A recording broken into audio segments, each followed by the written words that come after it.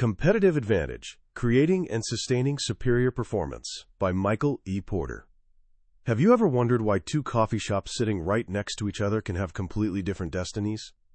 One is constantly packed with customers lined up out the door, while the other sits eerily quiet until one day a for lease sign appears in the window. They both serve coffee. They both have comfy chairs and Wi-Fi. So why does one thrive while the other dies? Here's another puzzle. For decades, flying was something only the wealthy could afford.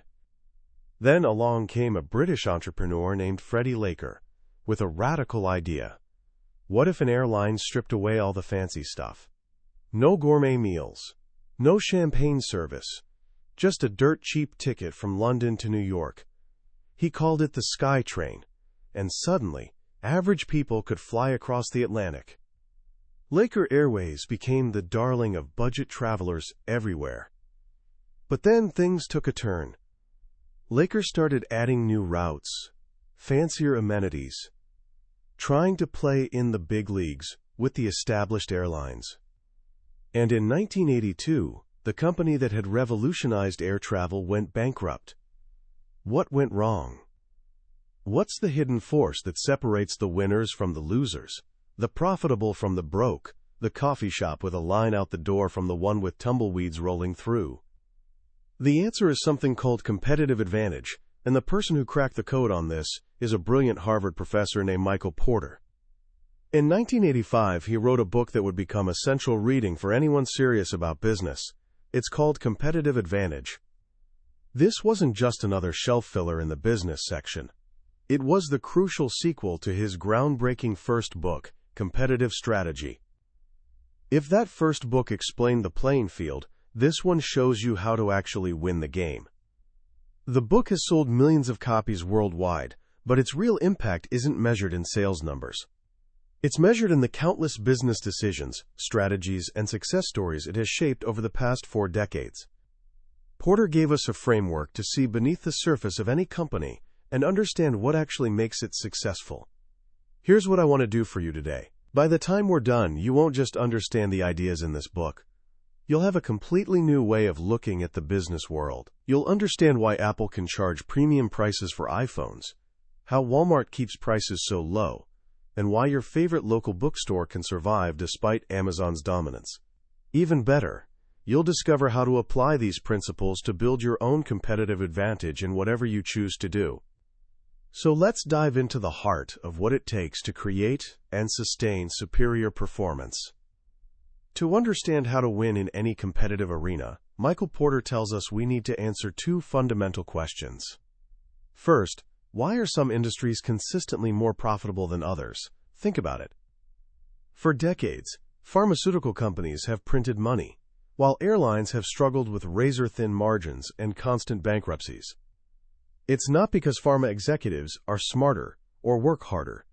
It's because the underlying structure of each industry is fundamentally different. Second, within any industry, why do some companies crush it while others barely survive?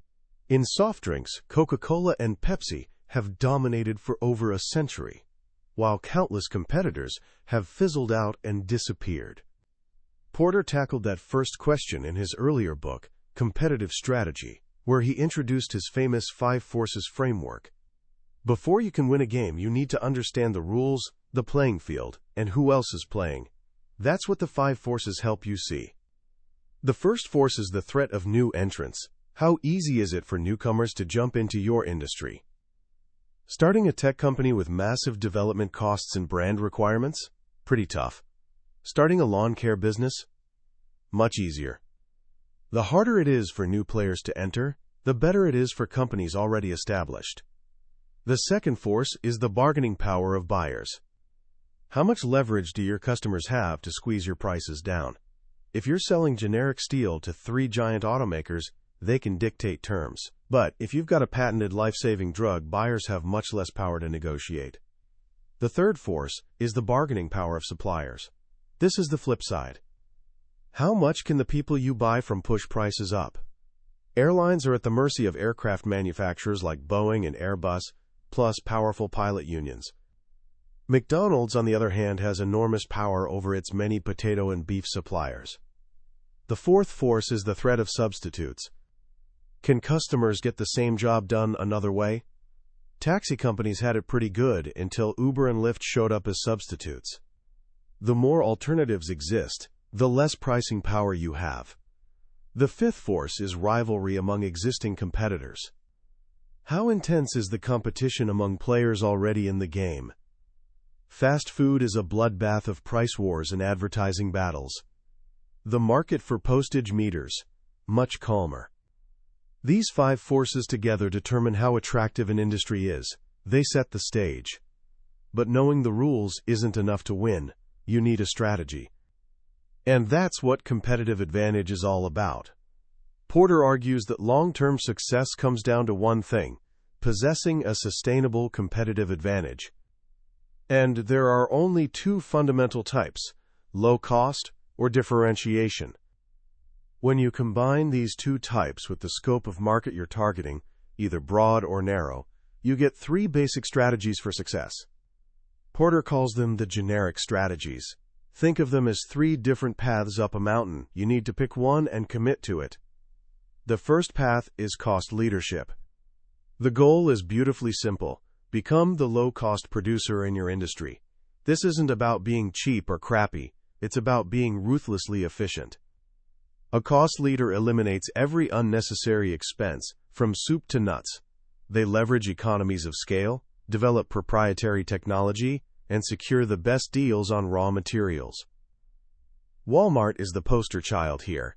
Everything about their business is engineered to drive costs down so they can offer everyday low prices. When you have the lowest cost structure, you can either charge market prices and pocket bigger profits, or undercut competitors on price to grab market share. But here's the catch. A cost leader can't completely ignore quality. If your product is so terrible that nobody wants it, your low costs won't save you. You'll have to discount so deeply that you erase your advantage. Porter says cost leaders must achieve parity or proximity on the things customers care about. Your product has to be good enough, acceptable, comparable to alternatives. You need to be solid on other dimensions while being the undisputed champion on cost. The second path is differentiation. If cost leadership is about winning on price, differentiation is about winning on uniqueness. A differentiator aims to be special in ways that customers truly value. This could be product design, features, reliability, delivery, marketing, or customer service. Think about Apple. They don't compete on price. They compete on design, user experience, and a powerful ecosystem that keeps people locked in. People happily pay premium prices for iPhones, not just for what they do, but for what they represent. Or consider Caterpillar in construction equipment. Their differentiation isn't just about building tough tractors. It's their incredible service network and parts availability that guarantees your expensive machine won't sit idle when something breaks. The key to differentiation is that your price premium must exceed your extra costs. You can't ignore costs entirely. If being unique costs you so much that it swallows your premium pricing, you won't make money. A differentiator aims for cost proximity while focusing mainly on creating unique value customers will pay more for. Now you might be thinking, what if I don't want to take on the whole market? What if I'm not trying to be Walmart or Apple? That brings us to the third path. The third path is focus. This strategy is different because it's about choosing a narrow competitive scope. Instead of serving everyone, you pick a specific slice of the market, maybe a particular type of customer, a specific product line, or a limited geography, and you tailor everything to serve that segment brilliantly. You're saying, I'm not going to be the best in the world, I'm going to be the best in my world. Focus comes in two flavors that mirror the first two strategies. Cost focus means seeking a cost advantage within your narrow target segment. You find a group of buyers underserved by the big players. IKEA nailed this with affordable, ready-to-assemble furniture for college students and young adults starting out. Differentiation focus means being uniquely special within your target segment. You find buyers with particular needs and serve them better than anyone else can. Think Ferrari. They're not trying to make cars for everyone. They focus on wealthy buyers who value performance, design, and exclusivity above everything else. The power of focus comes from dedicating all your energy to one specific target. You can create products and services perfectly optimized for them in ways that broad market players, trying to be everything to everyone, simply cannot match. So we have three paths: cost leadership, differentiation, and focus. Porter is crystal clear about what comes next, and it's perhaps the most important lesson in the entire book. You must choose one path. If you try being all things to all people, if you try being both the cheapest and the most unique, serving every market segment simultaneously, you will fail. You'll become what he famously calls stuck in the middle. A company stuck in the middle has no competitive advantage. It's trying to please everyone and ends up pleasing no one. Its costs are too high to beat the cost leader, and its products aren't special enough to compete with differentiators. Any profitable customers it finds get quickly stolen by competitors with clear, focused advantages. This is exactly what killed Laker Airways. It started with a brilliant cost-focused strategy: no-frills flights for price-sensitive travelers on one key route. But as it grew, Laker lost focus. They added frills, new services, new routes. They tried being both a full-service airline and a budget carrier simultaneously. Their identity blurred, operations got messy, and they ended up stuck in the middle. Cost leaders were cheaper, and premium carriers offered better service. Laker got squeezed from both sides, and the SkyTrain dream crashed and burned. Getting stuck in the middle is a constant temptation. It's the siren song of growth for growth's sake. But Porter warns that real, lasting success comes from making a clear choice and having the discipline to stick with it. This raises a crucial question. How exactly does a company achieve cost leadership or differentiation? Where do these advantages actually come from? Saying you'll be a cost leader is easy. Actually doing it is incredibly hard. To answer this, Porter gives us his most powerful and revolutionary tool. He says you can't understand competitive advantage by looking at a company as a whole, as one big black box. You have to crack it open. You need to look inside and see how the machinery actually works. He gives us a way to do this with a concept he calls the value chain. Imagine you have special X-ray glasses. When you look at a company, you don't just see a building or a logo. You see a series of distinct activities that bring the product or service to life. The value chain breaks a company down into these strategically important activities, letting you understand how costs behave and where uniqueness comes from.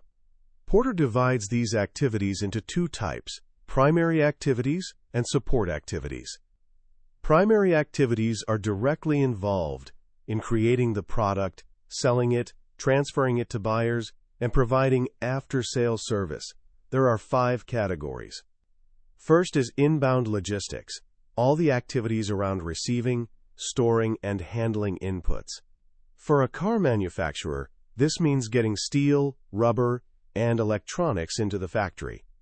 Second is operations, where inputs get transformed into the final product. This is the assembly line, the machining, the packaging. Third is outbound logistics, getting the finished product to customers through warehousing, order processing, and shipping. Fourth is marketing and sales, persuading buyers to purchase through advertising, promotion, sales teams, and pricing.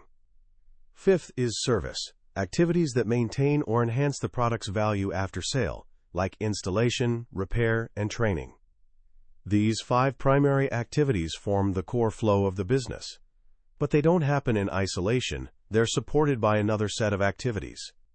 Support activities provide the infrastructure that makes primary activities possible. There are 4 categories.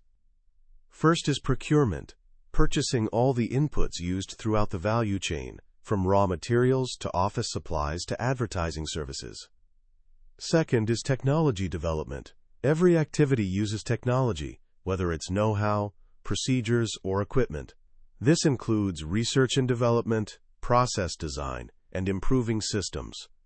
Third is human resource management, recruiting, hiring, training, and compensating people.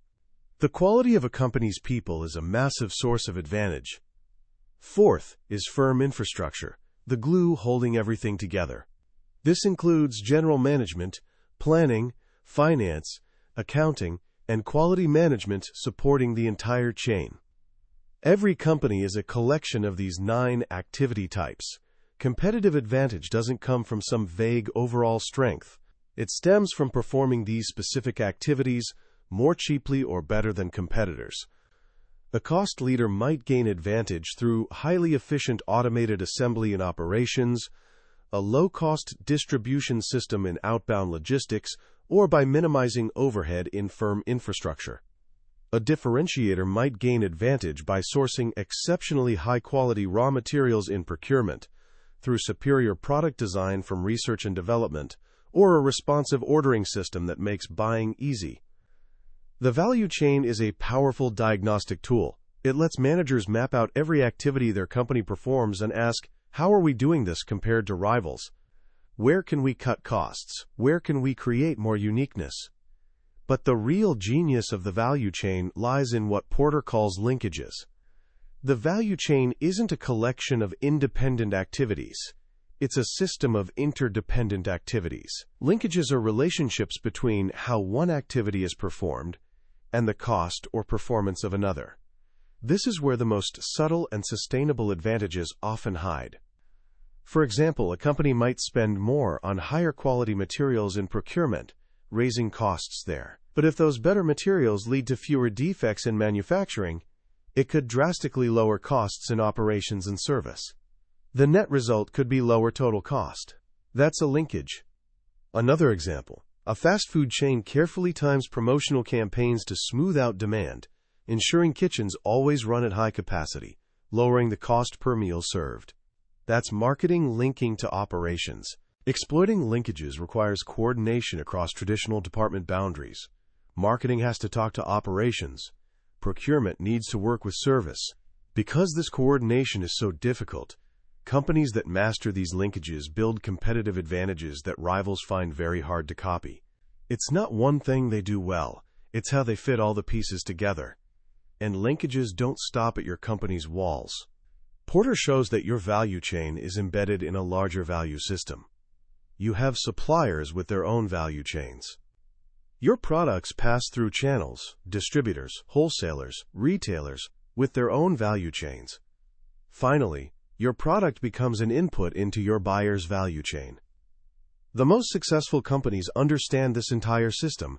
They don't just optimize their own chain, they create vertical linkages throughout the system. For instance, a chocolate company could arrange for suppliers to deliver liquid chocolate in heated tank cars instead of solid blocks. This saves the supplier the cost of molding and packaging, and saves the chocolate company the cost of melting. Win-win. Similarly, a soft drink company might provide extensive training and support to bottlers and distributors, helping them become more effective and sell more product. Ultimately, differentiation is all about how your product fits into your buyer's value chain. You create value in one of two ways. You either lower their costs or boost their performance. A fuel-efficient truck engine isn't just an engine. It's lower fuel costs for trucking companies. Easy-to-use software isn't just software. It's lower training costs and higher productivity for customers.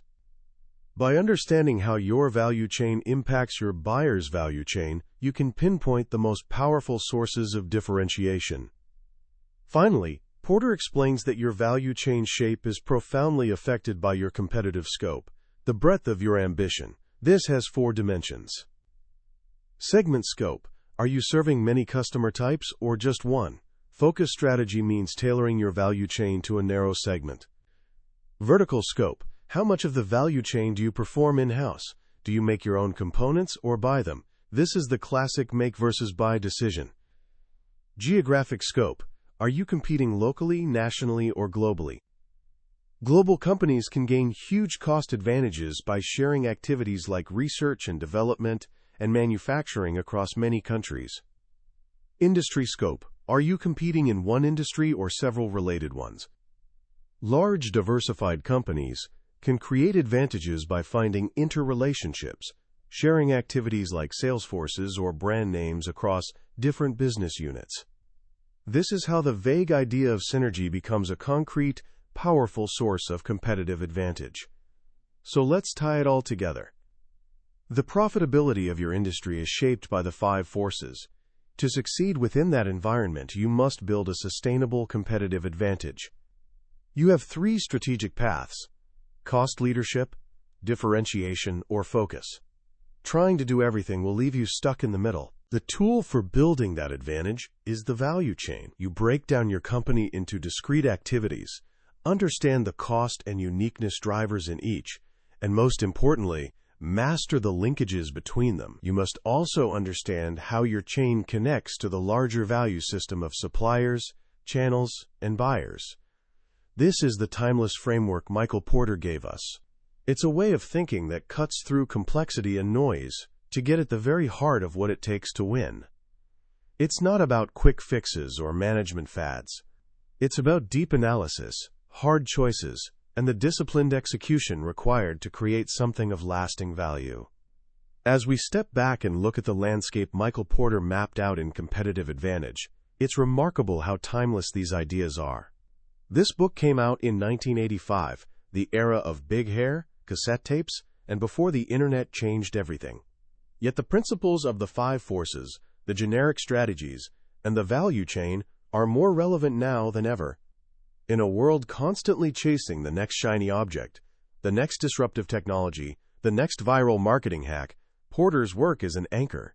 It reminds us that beneath all the noise, the fundamental rules of competition remain the same. Success isn't random. It's the result of deliberate, well-thought-out strategy that creates real, sustainable value. What I find most powerful about this book is how it empowers you to think like a strategist. It takes the complex, messy world of business and gives you a clear, systematic way to analyze it. It's like being handed architectural blueprints to a skyscraper. Suddenly you can see how the foundation supports the frame, how electrical systems connect with plumbing, and how every element plays a role in the integrity of the whole structure. So how can you use these powerful ideas right now wherever you are in your journey? Let me offer 3 practical ways to bring this book to life. First, become a strategic observer. Next time you walk into a store, use an app, or buy a product, don't just be a consumer. Put on your Porter glasses. Ask yourself, what's their competitive advantage? Are they trying to be a cost leader like Aldi or a dollar store?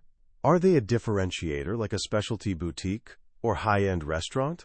Or are they a focuser serving a very specific niche, like a store selling only running shoes? Look for evidence. How is the store laid out? How do they advertise? What's the service like? You can start seeing the value chain in action everywhere. This simple shift in perspective will forever change how you see the business world. Second, apply the value chain to yourself. You might not be running a company, but you're the chief executive of your own life and career. Think about a goal you have. Maybe getting into a great college, learning to code, or becoming a standout athlete. What are the activities in your personal value chain? For college applications, it might be studying for exams, writing essays, participating in extracurriculars, and building relationships with teachers. Now ask the key questions. How can you perform each activity more efficiently? How can you perform them in a way that makes you stand out? Most importantly, where are the linkages?